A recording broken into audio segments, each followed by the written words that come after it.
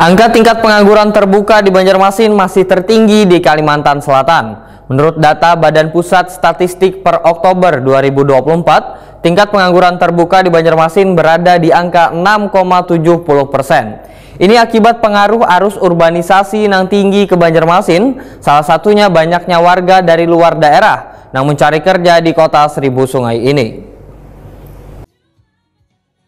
Angka tingkat pengangguran terbuka di Banjarmasin masih tertinggi di Kalimantan Selatan. Menurut data Badan Pusat Statistik per Oktober 2024, tingkat pengangguran terbuka di Banjarmasin berada di angka 6,70%.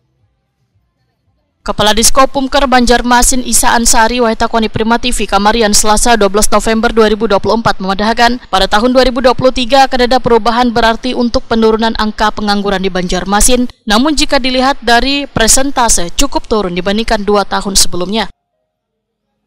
Menurut Isa Ansari, BPS mencatat pada 2022 angka tingkat pengangguran terbuka di Banjarmasin sebesar 6,96%.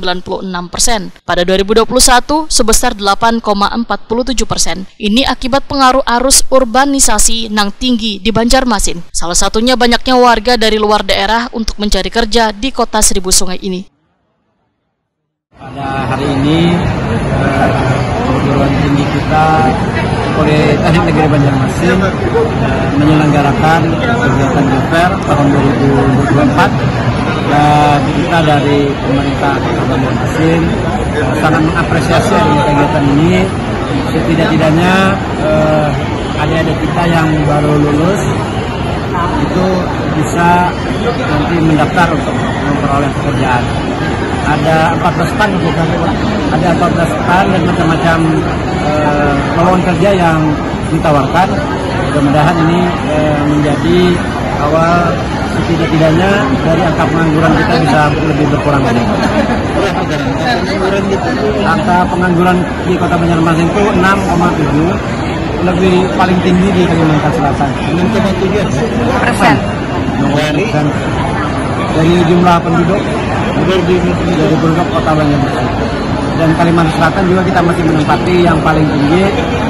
Mudah-mudahan setidak-tidaknya adanya job fair ini memberikan informasi dan juga peluang bagi kawan-kawan yang ingin bekerja di perusahaan-perusahaan yang menawarkan atau membuka stand pada hari ini.